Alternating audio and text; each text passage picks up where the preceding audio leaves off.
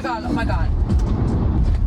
Jesus Christ. Was there a sign saying that there was going to be a lane changing, happening situation?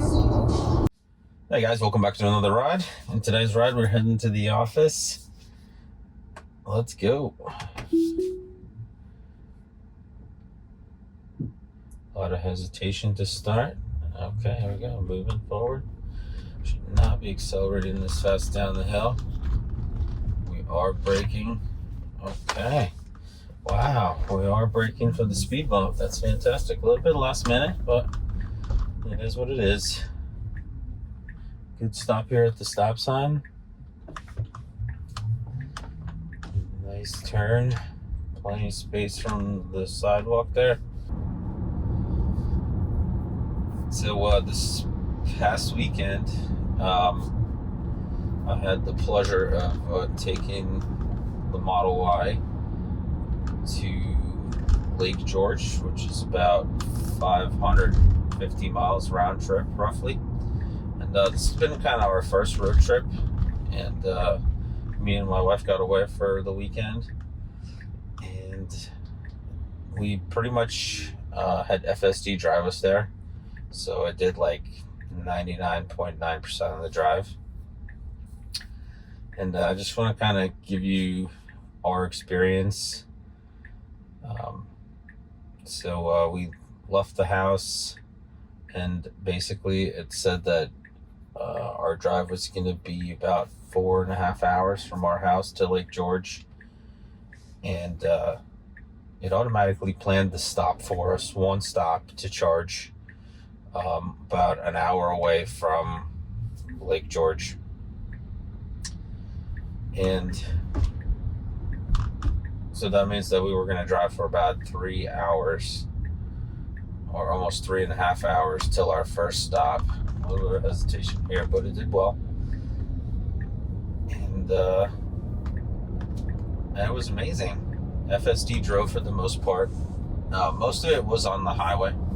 So we were on the V11 stack, on the highway stack, basically.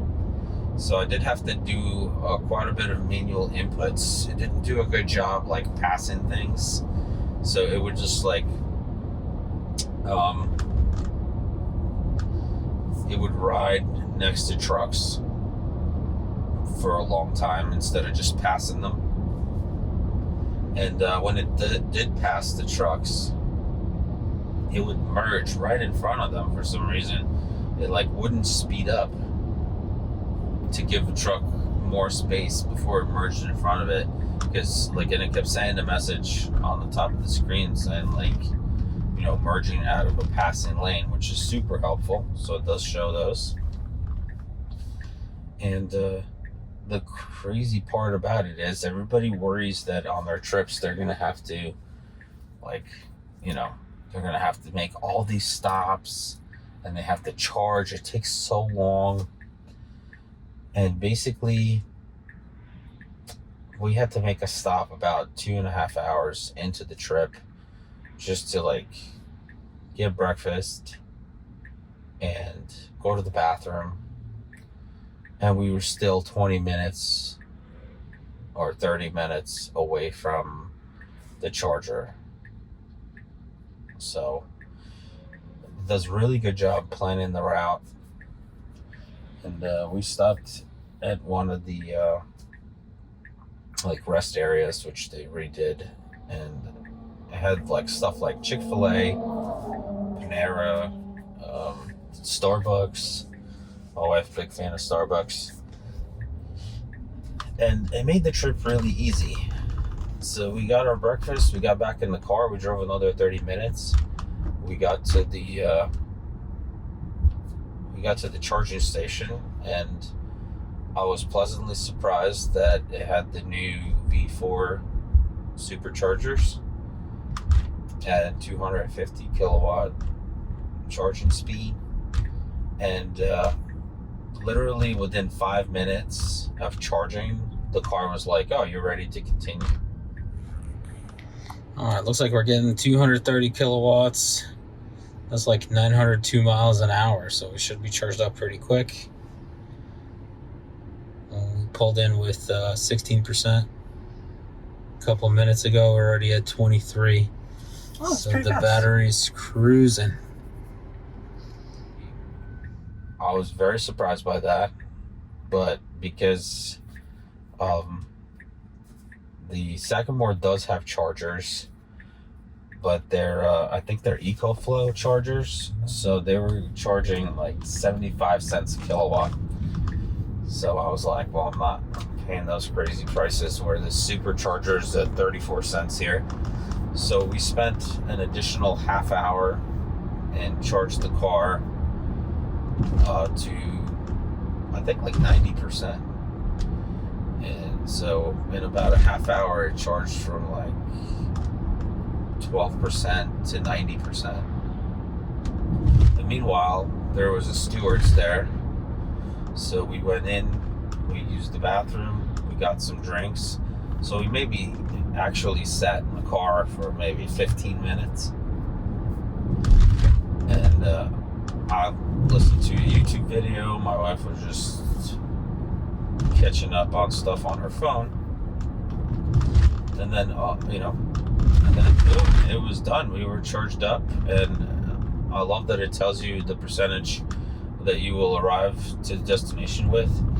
Oh, very, very hesitant here. I'll just go back to 35. I was worried about those cars turning left. That's okay. So, yeah, my wife, like, she was kind of concerned that it was going to be a difficult trip because of the stops, but we were both pleasantly surprised at how easy it was and how fast the charging actually is.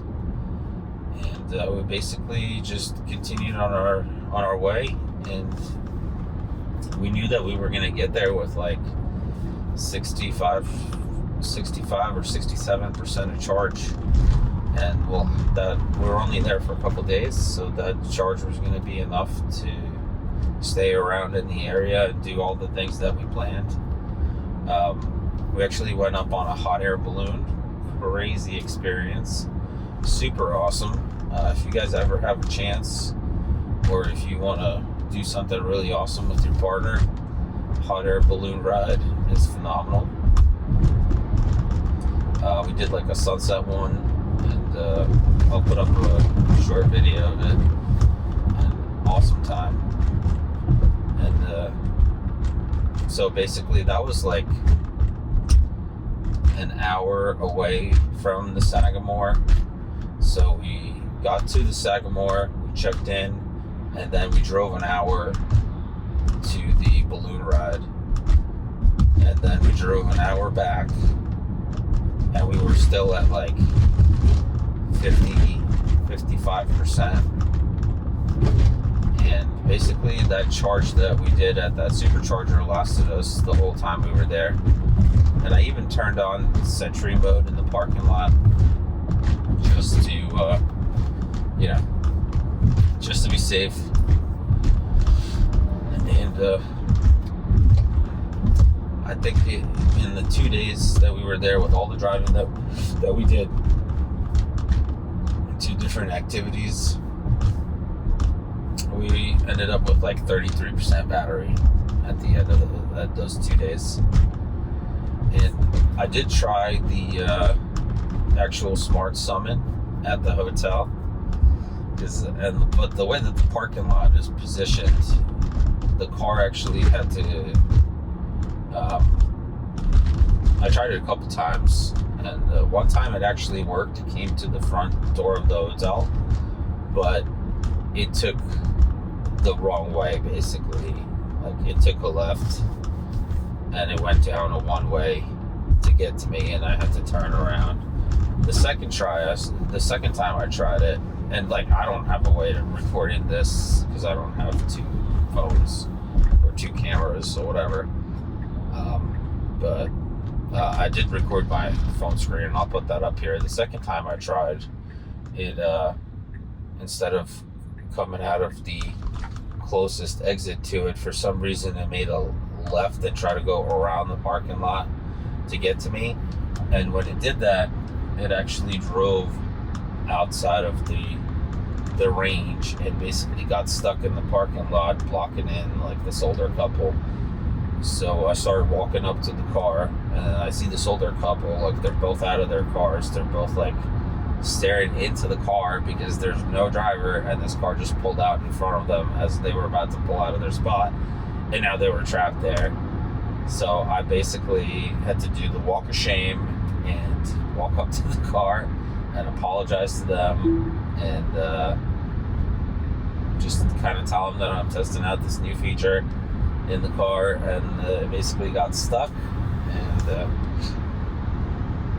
yeah, so they were okay. They were surprised that the car is able to drive itself, but they were okay, and they went on their way. I went on my way, and that's kind of how our ride started on the way home. And I missed the fun part. Got some first damage on the car. So when we were driving up to Lake George, at one point, one of the magnet signs flew off another car, and I thought it went under the car, so I thought maybe there'd be some like damage on the bottom of the bumper, but it actually flew over the headlight on the driver's side, and it hit the top of the headlight and put a scratch down the whole fender, basically. So that's fun. That looks like a pretty light scratch. It should be able to buff it out. We'll see what happens. Yeah, so that was on the way up. So that was like first official damage to the car, basically. So that hurt a bit, but it is what it is. It was bound to happen. Yeah, so on the way back, after getting the car from the old folks, picking up my wife at the front door, we headed back home, and the route back actually had us stopping at the same exact Supercharger. So we drove about an hour to the Supercharger. We got charged up, I think to 90%, and basically, like, the car calculated that would let us arrive at like 25% or something like that when we get home. And I charged up to 90% because I didn't want to make another stop. So it was just easier to sit there for extra 15 minutes and know 100% that I'm going to have charge to charge up on the way to work the next day, basically. And so as we're driving on the way back, FSD is driving us. So that was the cool part, because it was so easy. It was basically like being a passenger on an airplane. Like, we were able to snack in the car. We were just chatting, listening to music. We had a great time. And I had to pay attention to the road, obviously, but it was so much easier than having to actually drive the car myself. And you really, I think, have to experience it for yourself in order to understand the benefits of it. Like me telling you probably doesn't do it justice. Trying to switch lanes with a solid white line.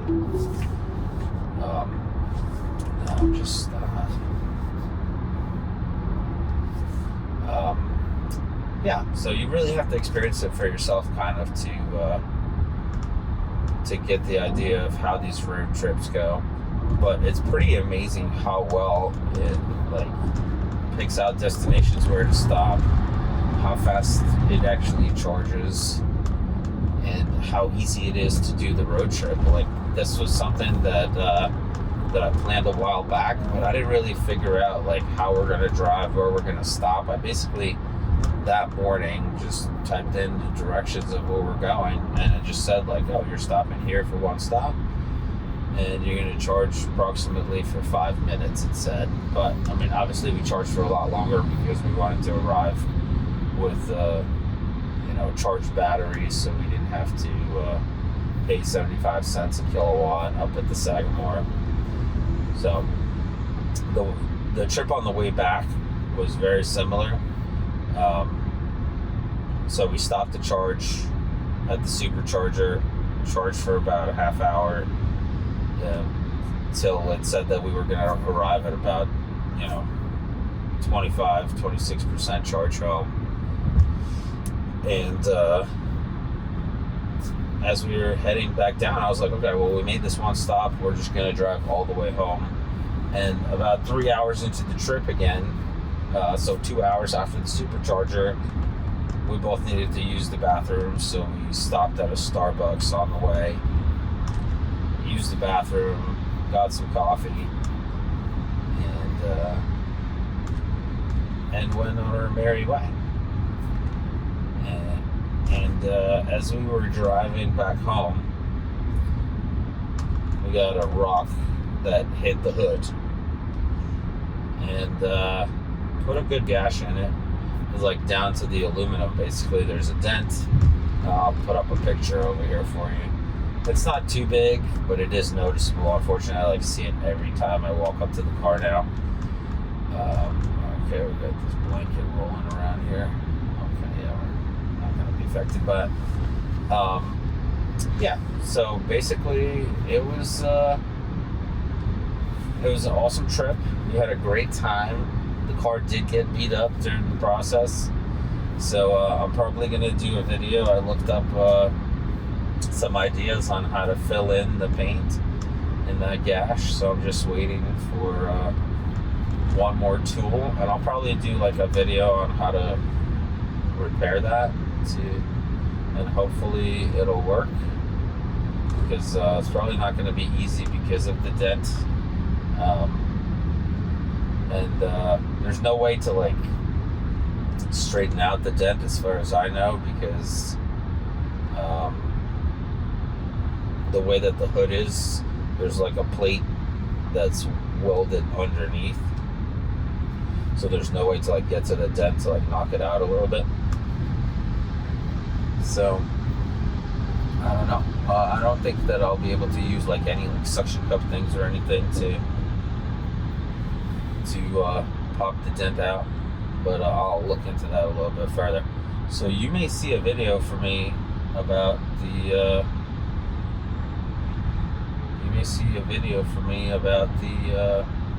repair of paint on the hood. So I'll keep you posted, but it was tough to accept that the car's got its first damage on its first road trip. Beautiful new Model Y. Color so deep red, love it. But she's not driving on FSD. Here comes our turn, 29 miles here. Hopefully pre-stage behind this truck here, so we're not shooting across two lanes.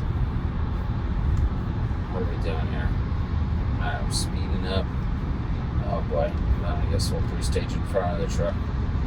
Yeah, so basically that was my experience for the first road trip. Alright, nice. Did a good job, giving plenty of space. Pre-staging for our exit here. I did disengage at this exit last time, so we're going to see if that had any effect on the system here at all. It's slowing down for the exit. Blinkers on. Nope, still did not have any effect, so I'm going to disengage again. Disengage because the exit is too rough.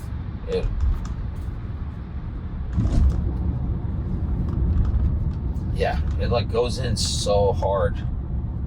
We're back on FSD. So we will try that again another time, see if the second disengagement made any progress. But that was our first disengagement of the drive. So the system's definitely improving. But it almost feels like sometimes I'm driving two separate versions. Like one version, it does the correct speed limit at the house, like on that county line road. And then another version, it does 15 over there for some reason. It doesn't make any sense. So just like distinctly different behaviors depending on, you know, which version I'm using in the background, I guess. So that's kind of strange. But back to the trick. Basically, road tripping and driving 500 miles was just a simple thing. You just get in your car, you put in a destination, the car tells you where to stop for how long, and then you can choose to charge a little bit more or, you know, charge exactly what the car says and continue on your way. It was that simple. And thanks to the fast chargers, when I first plugged in, the speed was like 490 miles recharge in 1 hour. So as I said, the charging was like a half hour basically to go from like 12 or 13% to 90. So don't be scared to road trip in your Tesla. It's amazing. They really have it figured out. And it really did not add any additional time except the time that we chose to stop basically, and the time that we chose to charge extra. So we added about 45 minutes to our trip ourselves by choice, not because we had to charge, but by choice to not have to pay more for charging at the location that we were at. So basically, instead of like 4 hours and 20 minutes, it took 5 hours total one way, which was not a big deal to us. We had a great time hanging out together, and that's basically it. Looks like we're in the office lot here. And let's see how it deals with the flower divider here.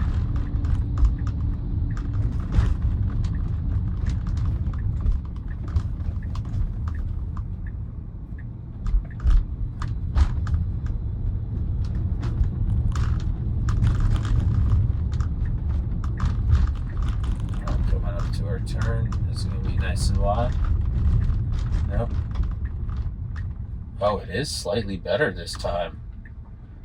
It like cut in a little bit, but it stayed really far away from the flower divider.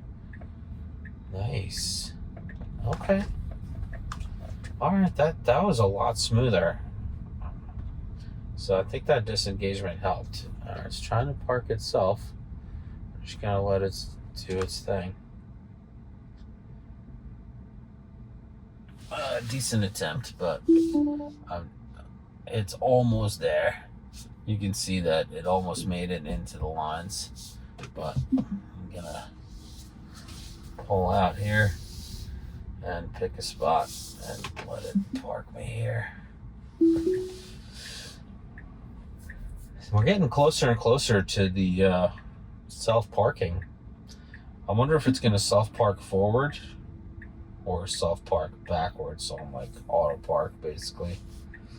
I would prefer it to self-park backwards into the spot, but it may self-park forward automatically. And there you have it. We're at our destination. Thank you guys so much for watching. If you have any experiences with trips yourself, put your stories down below. I'm always curious to hear, like, you know, what your experiences are on full self-driving and how people use it. And if you had the chance to try out the actual Smart Summon, let me know about your experience below as well. And take care of yourself, your family, and have a great day.